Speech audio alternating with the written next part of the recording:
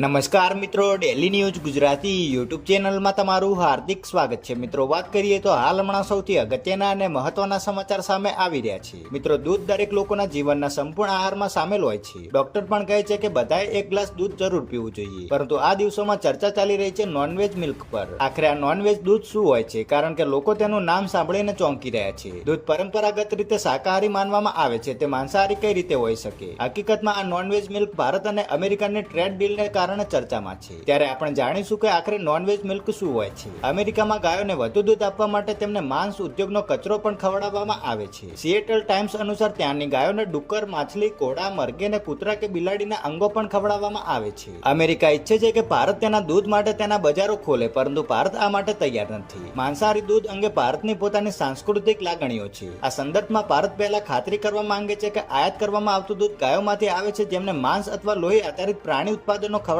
આવતા નથી.